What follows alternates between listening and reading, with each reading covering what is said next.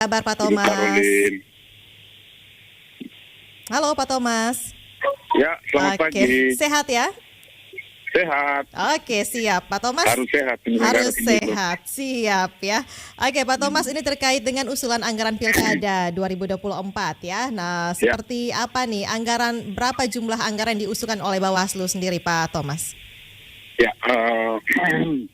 tanggal 13 April kemarin kami bersama tim Bawaslu Provinsi sudah menyampaikan usulan anggaran ke Pemda Provinsi.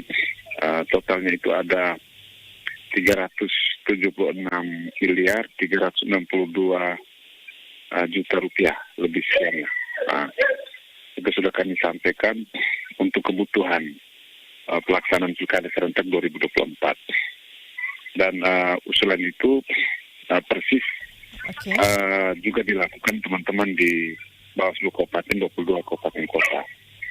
Dan saat ini kita menunggu konfirmasi dari Pemda untuk kemudian terus kita melakukan koordinasi untuk memastikan real kebutuhan yang nanti akan dihibahkan ke Bawaslu Provinsi dan Bawaslu Kabupaten. Angka yang kami sampaikan tadi bisa bertambah, juga mungkin bisa berkurang. Karena usulan yang kami sampaikan ini terkait dengan tahapan pilkada juga masih belum diputuskan. Ya? Kemudian ada juga beberapa regulasi yang perlu ada penyesuaian kembali. Sehingga kebutuhan anggaran juga nanti menyesuaikan dengan regulasi yang nanti kemudian ada perubahan. Dan juga terkait dengan jumlah pemilih, kemudian jumlah desa kelurahan, jumlah kecamatan. Nah, ini yang juga turut mempengaruhi besaran anggaran yang nanti kita usulkan ke pemerintah daerah. Begitu Ibu Karolin. Oke, jadi ini masih berupa usulan saja. Selanjutnya nanti kalau ada regulasi baru bisa mengetahui secara pasti begitu ya berapa anggaran sesuai dengan kebutuhan setiap daerah di NTT begitu ya Pak Thomas. Benar. Kemudian untuk berapa besar angka real yang nanti kemudian dibutuhkan dalam pelaksanaan pilkada, ada proses yang kemudian kita bersama tim TAPD pemerintah daerah, kemudian kita bahas bersama, kita asistensi melakukan nasionalisasi untuk mendapatkan angka yang real. Angka yang kita sampaikan kan masih estimasi, belum merupakan angka real seperti itu Ibu Karolin. Oke, tapi sebenarnya ini tolak ukurnya sampai mengajukan anggaran ini dari mana nih Pak Thomas?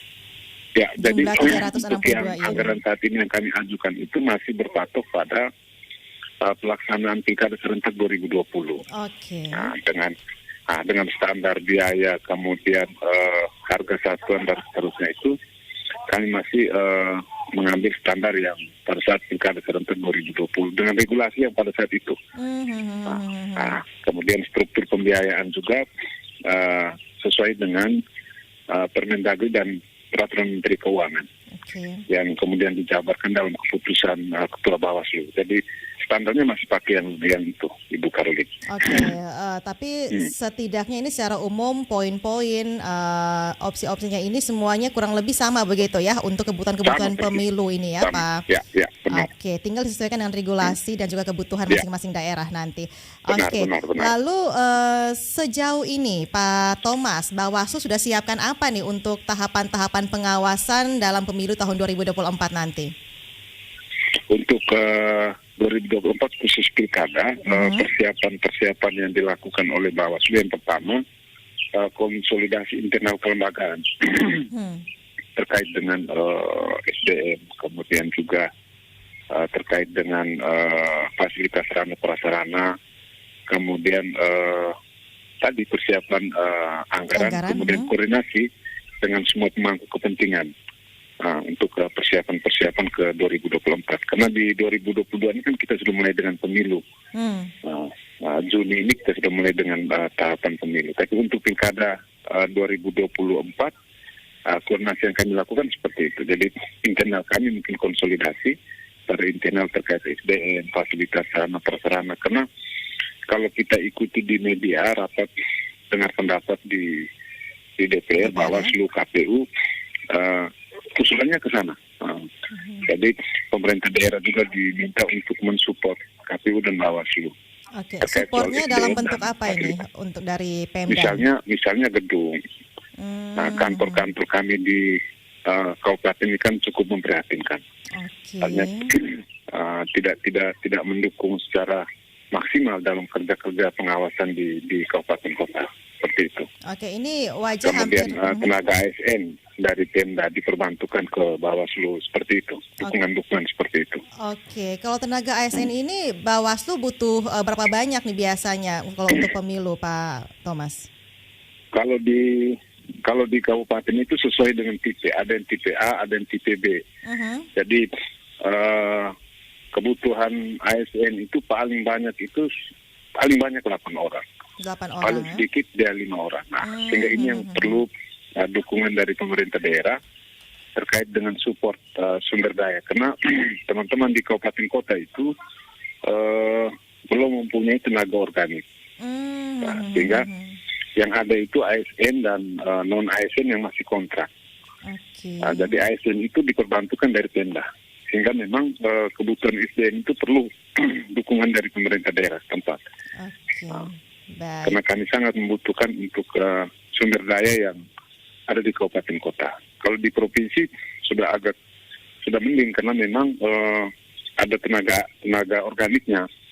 Tapi kalau di kabupaten kota sampai dengan hari ini, itu kami masih bersandar ke pemerintah daerah terkait dengan dukungan ASN-nya. Begitu, Ibu Karolin. Oke, ini hampir seluruh daerah ya punya problem yang sama ya? Iya, hampir semua 22 kabupaten. Dan itu bukan hanya di NTT, hampir semua daerah. Oke, baik. Ya, Lalu ya. Pak Thomas, ini terkait dengan rapat koordinasi bersama, sudah ada permintaan belum nih dari masing-masing daerah di NTT ini, Pak Thomas? Oh ya, baik. Terima kasih, Bu Karolin. Terkait dengan rapat koordinasi ini, tanggal 4 kalau tidak salah, 4 April kemarin itu kita ada koordinasi dengan Kesbang Pol Provinsi dan Kaban Keuangan dalam rangka bersama KPU Provinsi dalam rangka untuk mempersiapkan terkait dengan usulan anggaran ini.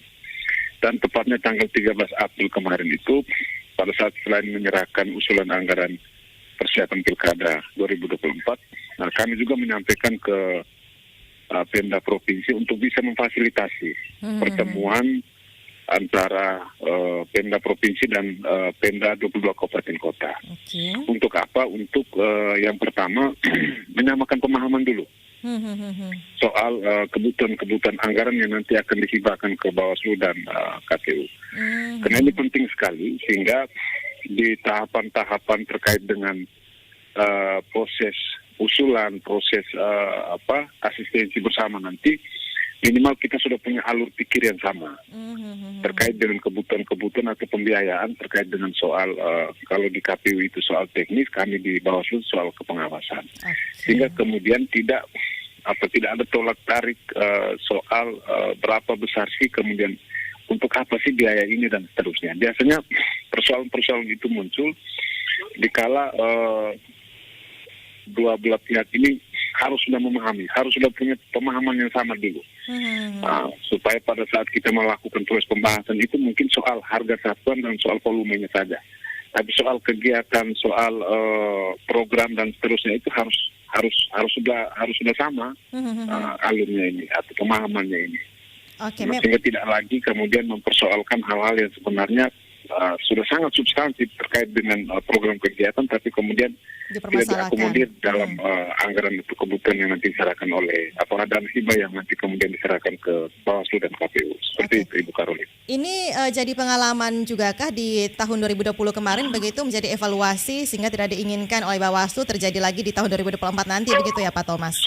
Setuju, Ibu Karolin. Karena kemarin itu 2020 itu ada 2 kalau tidak salah kabupaten yang kemudian NPHD-nya itu terlambat proses penandatanganannya karena belum paham terkait dengan kebutuhan-kebutuhan yang dirincikan di dalam RAB, rencana kebutuhan pembiayaan itu. Menurut Pemda bahwa ini sebenarnya tidak perlu dibiayai, tapi kalau Bawaslu ini harus dibiayai. Seperti itu, hal seperti itu yang kemudian ada beda pandangan, beda ini. Pemahaman persepsi, terkait dengan soal kebutuhan-kebutuhan anggaran itu. Oke, jadi tidak hanya antara Bawaslu provinsi dengan Bawaslu tingkat daerah, tapi juga antara Bawaslu dengan pemerintah daerah setempat ini harus satu pemahaman dulu seperti itu ya? Harus. Makanya kemarin kami dorong supaya rapat koordinasi dengan 22 kabupaten kota yang difasilitasi oleh Pemda provinsi itu menjadi penting sekali.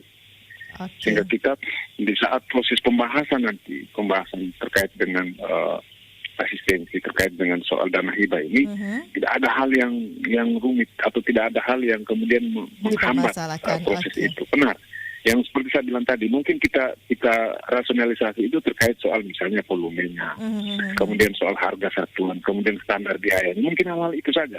Hal-hal yang dianggap sepele sebenarnya ya, tapi ternyata memang sangat dibutuhkan ini. Benar. Yang terkait dengan program-program yang sudah di keputusan Permendagri, kemudian peraturan Menteri Keuangan, kemudian yang sudah diterjemahkan di dalam keputusan Bawaslu misalnya, kan itu struktur pembiayaan itu kan sudah jelas. Nah, itu jangan sampai dipersoalkan lagi. Nah, hal-hal seperti itu yang kemudian perlu kita bahas.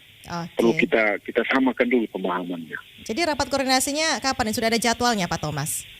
Kalau kemarin usulan kami dengan pemerintah daerah, nanti difasilitasi oleh Kesbangpol Provinsi. Arahnya ke sana nanti. Mungkin Kesbangpol Provinsi akan dalam waktu yang kalau kami usul kemarin itu jangan terlalu lama. Prosesnya ini bisa karena nanti kalau sudah masuk ke tahapan pemilu kita sudah disibukkan dengan urusan tahapan pemilu. Lebih cepat lebih kalau baik. Kalau bisa sebelum masuk ke tahapan pemilu kita sudah ada rapat koordinasi itu. Baik. Sehingga pada saat proses pembahasan kita tidak sulit lagi begitu. Siap. Baik, Pak Thomas, terima kasih. Artinya ini 362 miliar tadi kalau saya tidak salah dengar ya usulan. Benar. 376 miliar itu untuk di pilgubnya. 376 kemudian miliar. Di 22 kabupaten itu untuk pilgubnya. Jadi total untuk kebutuhan Bawaslu Provinsi dan Bawaslu Kabupaten terkait dengan pelaksanaan Pilkada 2024 itu kurang lebih untuk estimasi angka yang kami sudah usulkan itu kurang lebih sekitar 700 sekian miliar. Seperti itu. Baik Pak Thomas, terima kasih untuk informasinya. Nanti kita update kembali ya bagaimana perkembangan selanjutnya Pak Thomas setelah adanya regulasi tadi. Terima kasih, selamat pagi, selamat berakhir pekan Pak Thomas. Terima kasih RRI sudah melakukan dialog dengan Bawaslu. Baik, itu dia pendengar wawancara kami bersama dengan Ketua Bawaslu NTT Pak Thomas Jawa terkait dengan usulan anggaran Pilkada 2024. Secara keseluruhan ini kurang lebih 700 miliar pendengar, tetapi anggaran ini bisa berubah menyusul nanti regulasi terkait dengan penyelenggaraan pemilu yang sampai saat ini memang belum ada regulasinya ya. Dan tentu saja kita berharap untuk persiapan-persiapan tahapan-tahapan pengawas dari Bawaslu ini bisa berjalan dengan lancar. Dan kita masih punya 2 topik wawancara lagi untuk Anda pendengar di Lintas ND Pagi, kami hadirkan sesaat lagi. Pro 1, Kanal Inspirasi.